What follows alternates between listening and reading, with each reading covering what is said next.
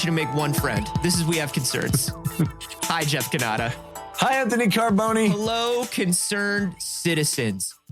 I just want weird animal powers. Well, yeah. Give me one weird animal power. That's all. Even like the not super cool animal powers, like a keen sense of smell. I don't think that's cool, but it would still be pretty awesome. Like, it's not cool. Like, it would be bad to have, but it would also be unbelievably rad to have. Right. I would be miserable all the time.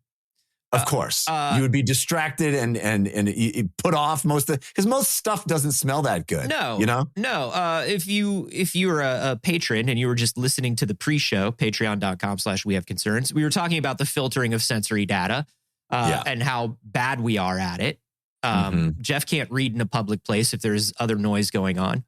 And if I could smell everything, I would be miserable all the time. But also, Jeff, but let's do it. Would I be able to sniff out crime? You could probably sniff out crime. Yeah, you could probably like truffles and crime. Truffles would be and like crime. the two things. Yeah. Truffles and crime. Weekdays on CBS. That's right. Truffles and crime. And could I smell when someone's lying? Could I smell when could I be like an animal and smell when someone's sick and be like, "Hey, bud, you should go and get a CT scan right now." Right. Because you have ear cancer. Is that a thing? Probably. Unfortunately. And if it was, I could probably smell it. Yeah. Here's the thing. Animals have all these powers and they're fucking stupid and they don't deserve them. They don't use them to solve crimes. That's for sure.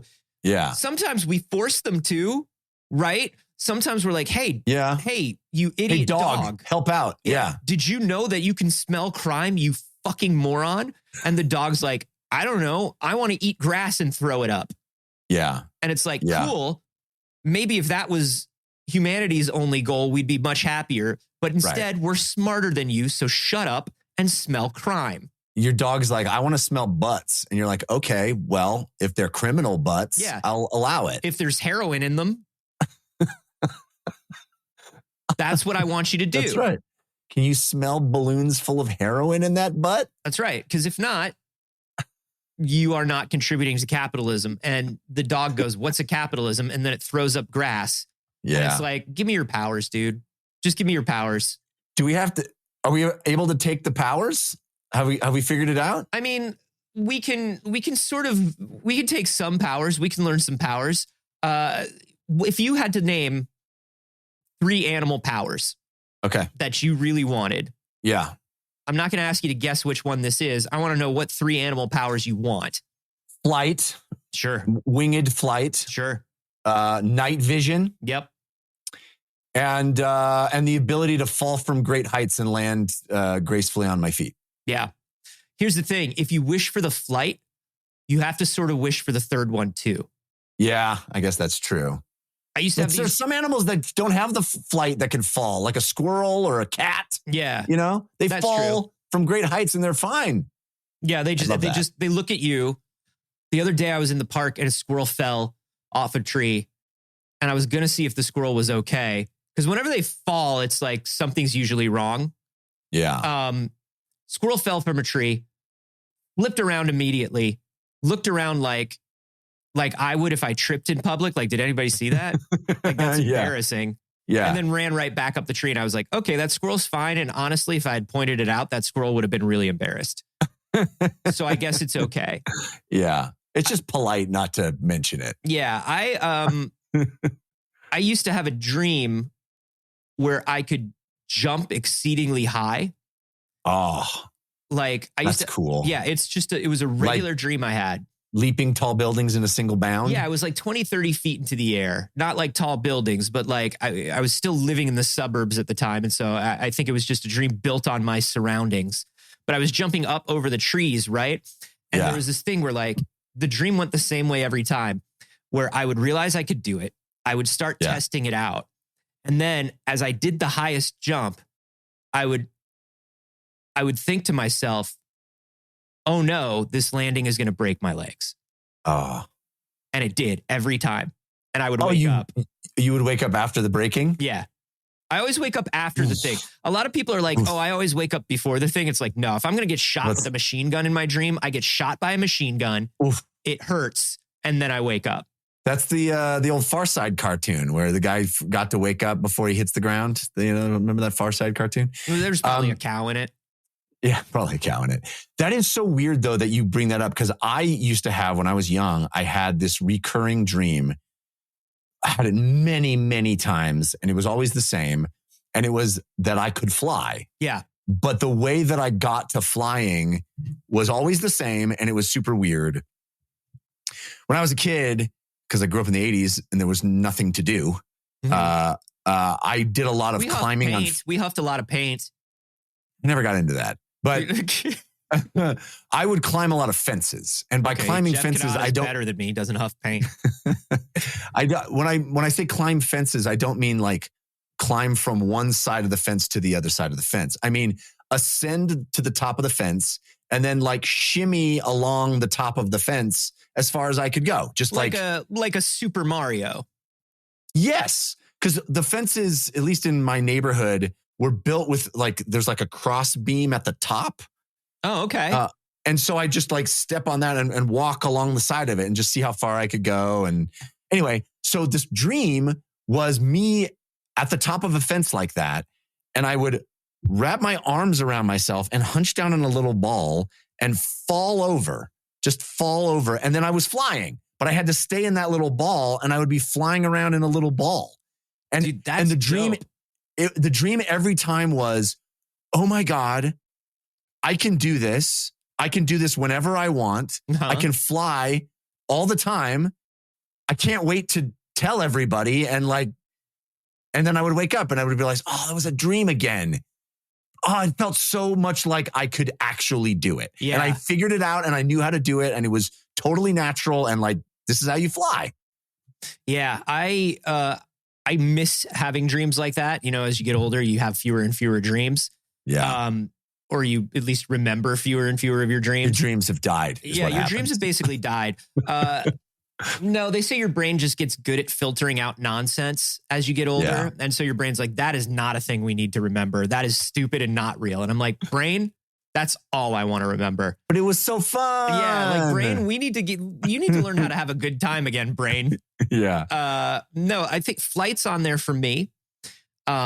Breathing underwater is in there for me. Didn't think of that one. That's a good one. That's a real good one. And then I always, it was always night vision or super hearing, something like that. Yeah. You know, I think night vision would be awesome. Night vision would be dope. Or for me, just like any good vision. Any vision at all. Anytime that Jeff Kanata's eyeball isn't falling out of his head.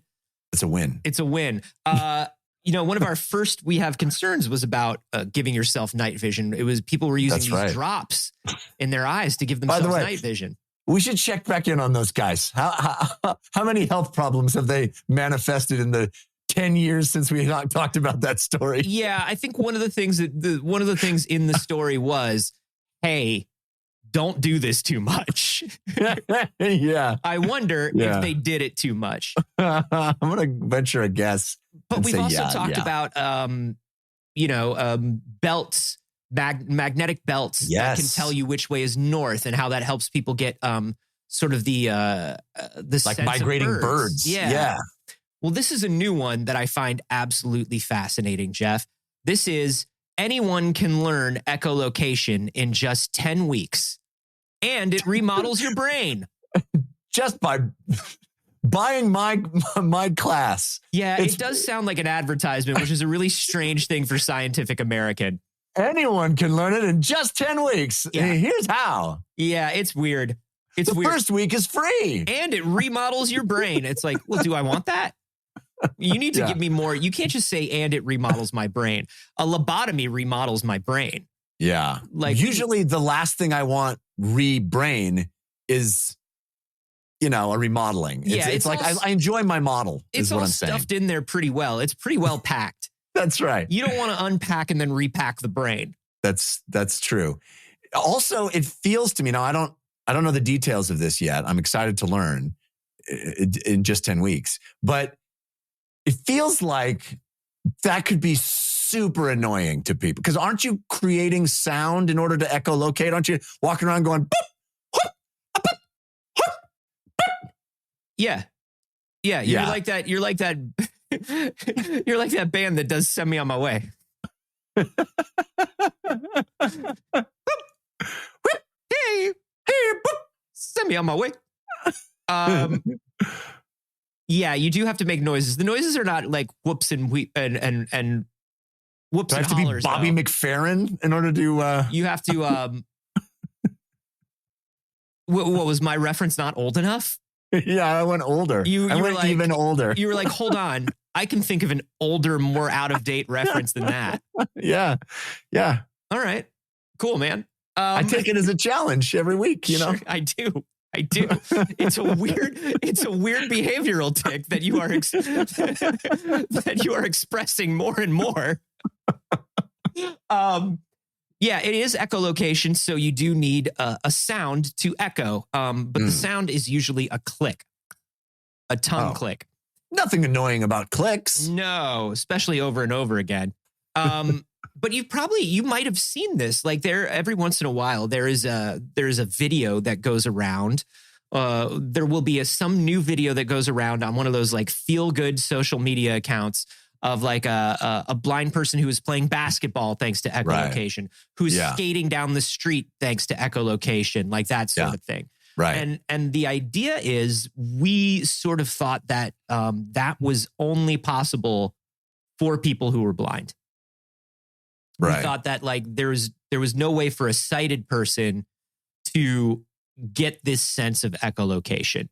Because we rely on it too much, and we're conditioned to rely on it. And those who are not sighted don't have that compulsion to rely on it, right? And you know, how many hours a day can you really, if you're a sighted person, are you going to study this echolocation thing, keep your vision, you know what I mean? And then when you open your eyes or unblindfold yourself or whatever it is you're going to do, does taking in that visual information again undo all the work because you're not doing it consistently, right?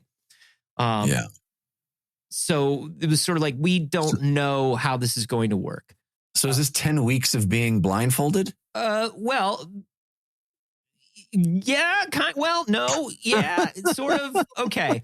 So look, there's this idea that the blind brain is different, right? There's this idea that the whole core of this was the reason blind people can do this is because there is a because a truck carrying radioactive isotopes crashed. That's right. And they fell into it. That's right. And it's their keen sense of justice and their guilt, their Catholic guilt that allows them to rise above. No, there's this idea that there's this neuroplasticity that only happens in people who go through physiological changes, right? There's this idea it's necessity is the mother of invention kind of idea. So because you are not using the part of your brain that is usually used for vision, your brain will remap and do different things with that part of your brain. There was this, but shut up, everybody. That's stupid and wrong. is what this research presupposes. This research starts out with a thesis statement. It's right here in the abstract that says, shut up, everybody. You're stupid and wrong. And it was written by Dr. Lore Thaler, neuroscientist at Durham University in England. He didn't actually start it that way. From the journal, shut up, everybody. You're wrong. Yeah. Do not write to Lore Thaler and tell him he needs to be more polite in his studies because he didn't do that. As always, it is us who are impolite. That's right. There was a 2021 study that he co-led that showed that both blind and sighted people could learn echolocation in the same 10 weeks. All right. Both of them. Same, like... I mean, it's not a race. No, I mean, no. And it's... Honestly, it's a little weird that you would want to come in and just be like, well, I can do this just as fast as any blind person. Like, that's a weird instinct. That does seem inappropriate in some way. It feels uncool. You know what I mean? It does. Pick any blind person here I could do it as fast as them. Yeah, hey man, that's not don't That's do not that. cool. Don't. Yeah. This was published in the journal Cerebral Cortex. They took a look at this. Laura Thaler, she and her colleagues examined the brain changes underlying these abilities. And after training, both blind and sighted people displayed responses to echoes in their visual cortex. Wow. That's pretty wild. Which means a lot. Number one, it means that the neuroplasticity that we see in people that go through radical physiological changes is not unique to them. Yeah. It is something that can be done by anyone. And this also means sensory regions of the brain are not sense specific. Yeah, that is wild. They're just being used for that. And they will be used for that, for something similar if needed. Yeah.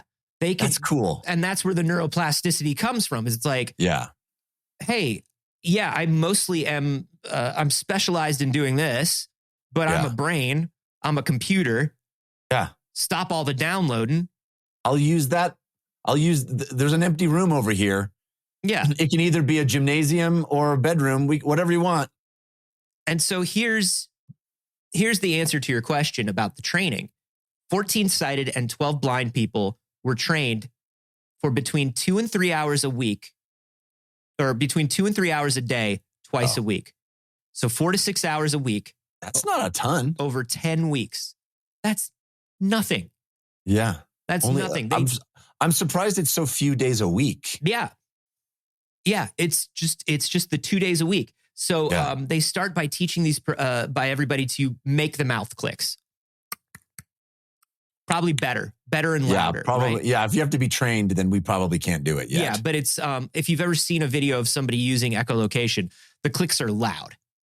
Yeah, it's actually one of my favorite parts of those videos. Is like they'll be showing like the blind person skateboarding, and you can hear them from down the block clicking. And I just think it's so cool. They just click and the click gets louder and louder as they get closer to the camera. And then it's just like, it's like a car passing by. It's like click. Yeah. It's so good. But they have to teach you to do the clicks, and then they train them on 3 different tasks. So the first 2 are about judging the size or orientation of different objects. And the third is navigating a maze. Oh, that's cool. Yeah. Click maze. Click maze. Click maze. They can only do this around Halloween, and they can only do it around corn farms. Yeah. So they really had to get their research done. They were like, okay, we're going to train you over like 10 weeks because that's as long as everything is fall themed. That's right. That's right. It's not just any 10 weeks. That's the problem. No, is that we can train you to be echolocation in 10 weeks, but it has to start at September 30th. That's right. We need you to show up the moment the Starbucks app shows you anything pumpkin spice. And the first time you see a mall Santa, it's over. So we don't have a lot of time. We can also teach you how to have a keen sense of smell like animals, but it's only during the holiday season. That's right. We can also teach you to sense mall Santas, which is more useful than you think. The sense of pine. So basically, what they do is, they have these people sit in front of different objects and click, right? And it's different shapes of objects that were particularly helpful in allowing people to understand the differences, right? A cube, a sphere, something convex, right? Something that's cave-like, so it rattles and echoes more, right? So wait, so I'm sitting here, eyes closed or blindfolded or whatever it is. Yeah. Deprived of my sense of sight. And a scientist or researcher is standing off to my right and says, okay, we put a cube in front of you, click.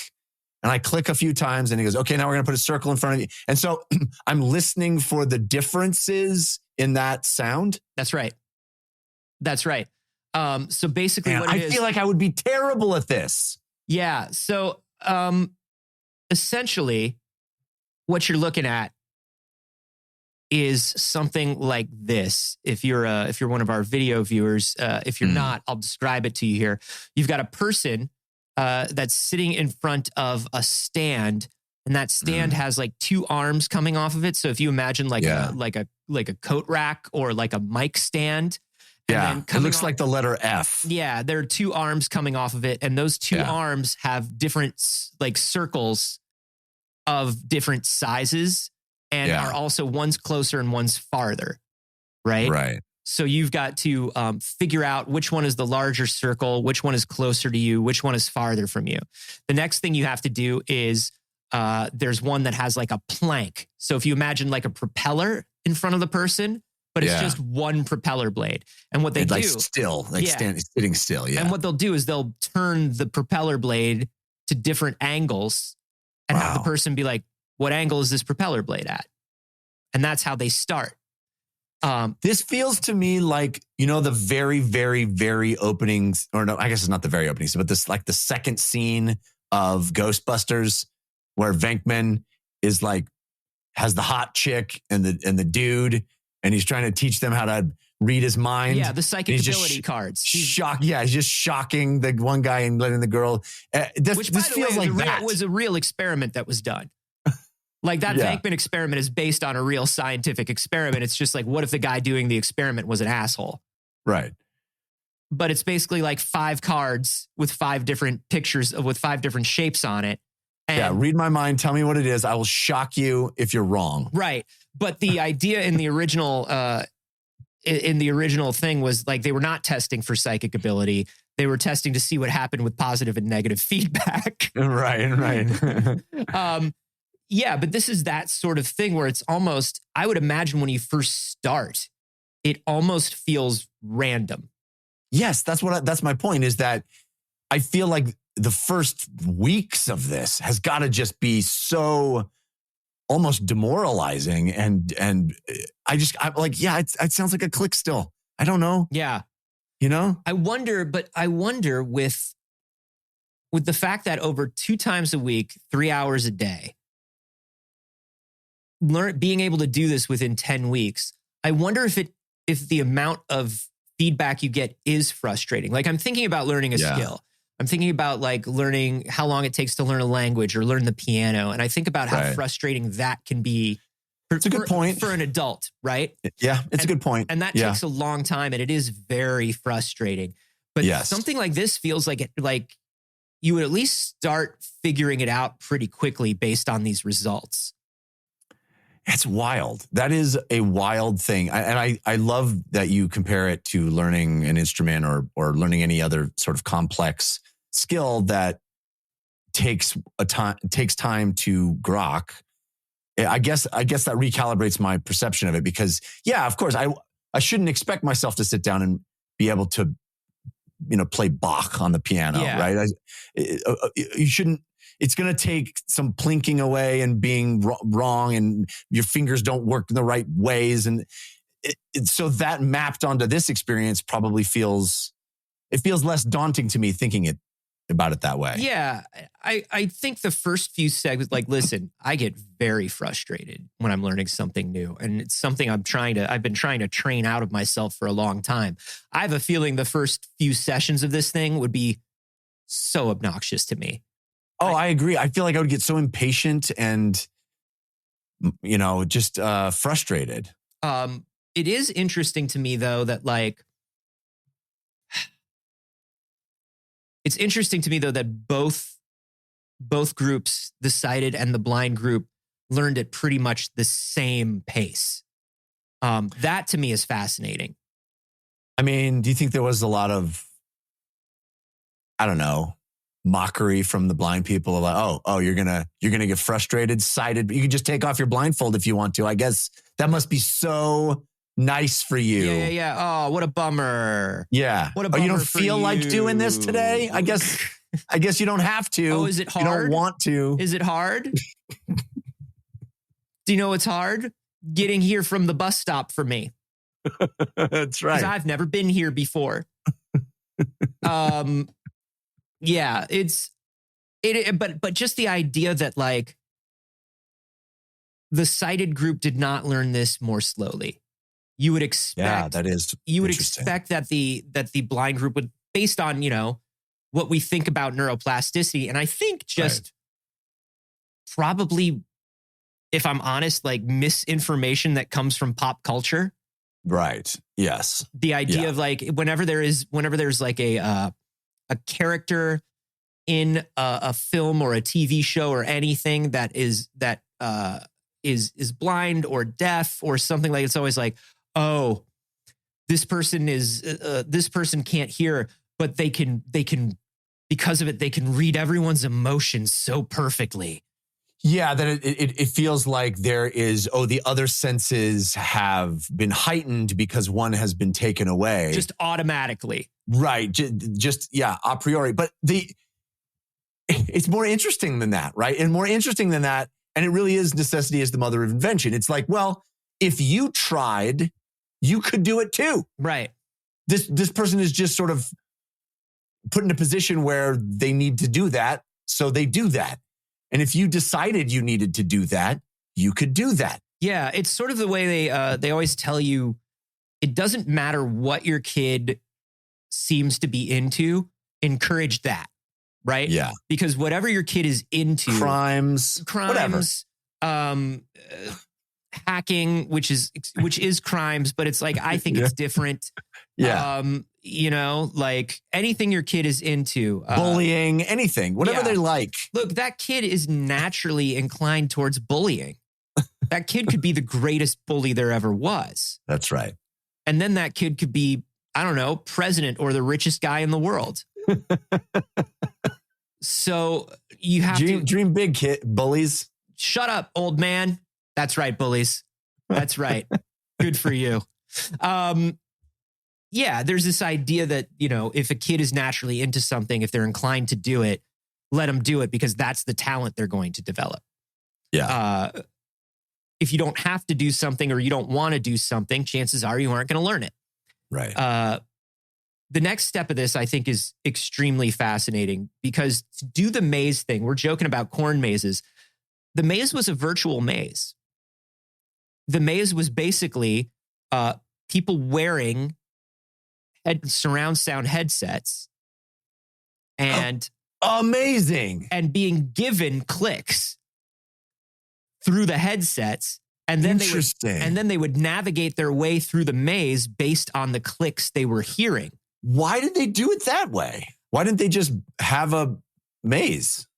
Because it's easier to build a virtual maze than it is to build multiple life-sized mazes for people. Yeah, I get that. But I also feel like you're giving the exact right sensory feedback instead of allowing them to sort of create their own. I don't know if that maybe that's helpful for convinces learning, me as much. right? Yeah, I guess that's maybe it's true. helpful for learning, the same way like a guitar teacher saying, this is what Ode to Joy sounds like.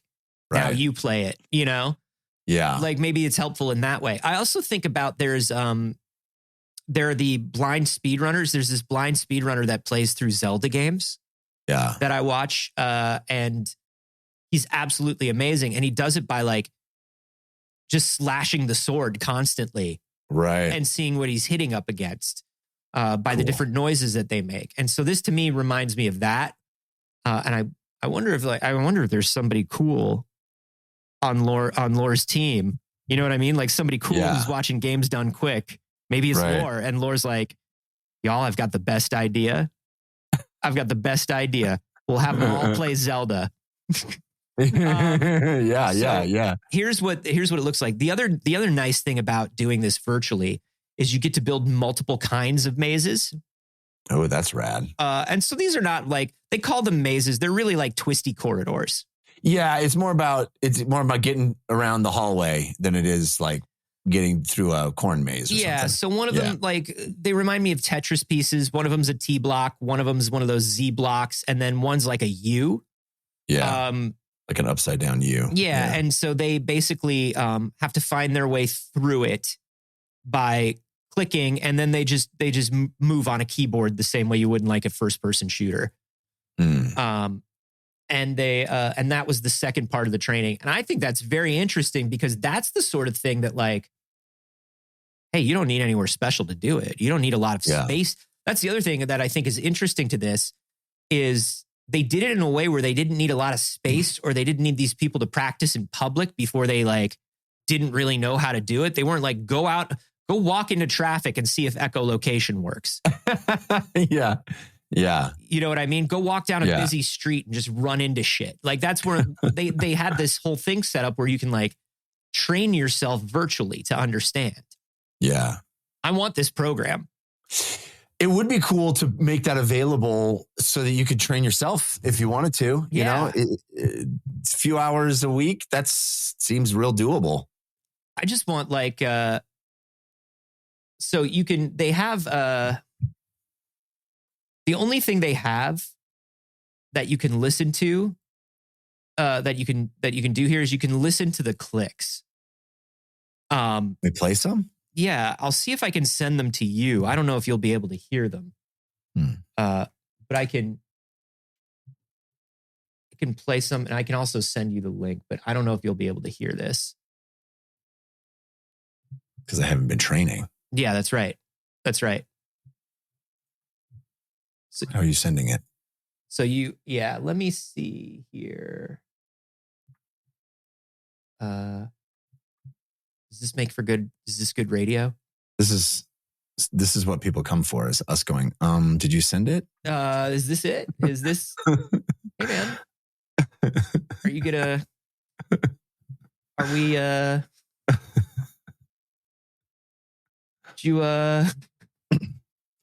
I put it in the chat window here. All right.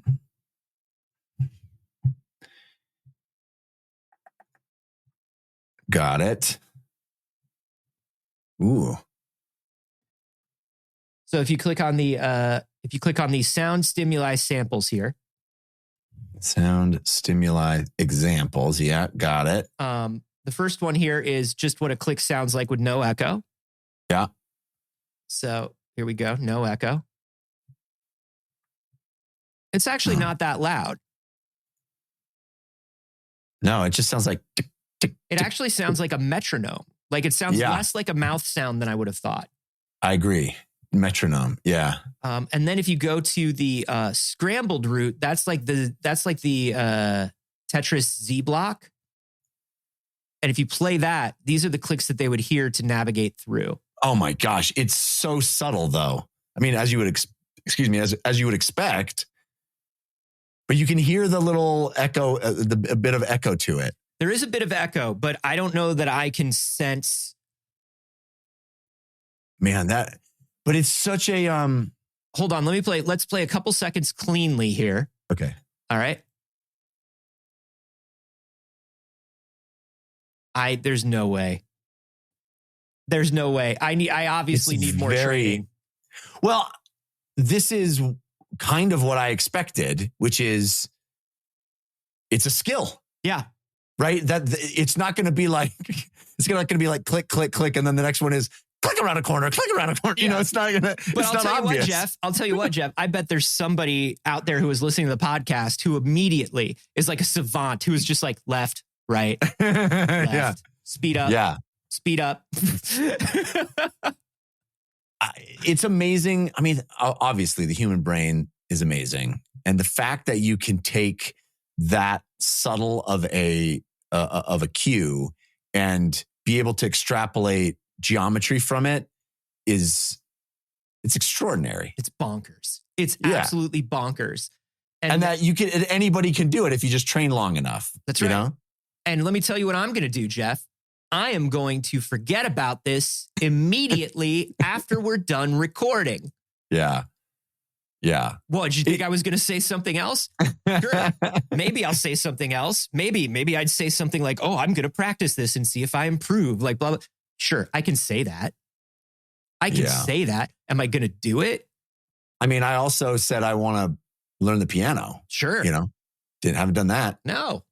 And that's the harder one, apparently. Yeah, right. Maybe you start small with a bat-like sense of hearing.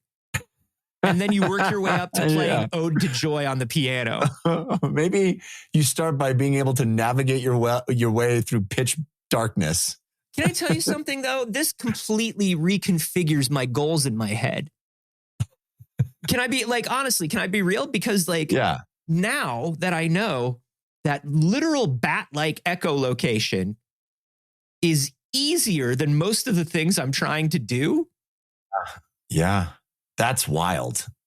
That's wild. That it's a lighter lift than most of the things that we as humans think are like a nice hobby. Yeah. I feel so much better about my unreached goals, if I'm honest. I really do. I really feel like I've been beating myself up over too much. Like this is harder than an echolocation. That's right. Wow.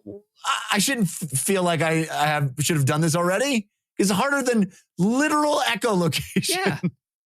A dumb bat can do it. Yeah. I'll learn a language. I'll learn 7 languages. It's fine. It doesn't matter that it's hard. It's harder than super hearing. Yeah. I can have the powers of the daredevil. Yeah. Sooner than I can play a ragtime ditty on the piano. That's right.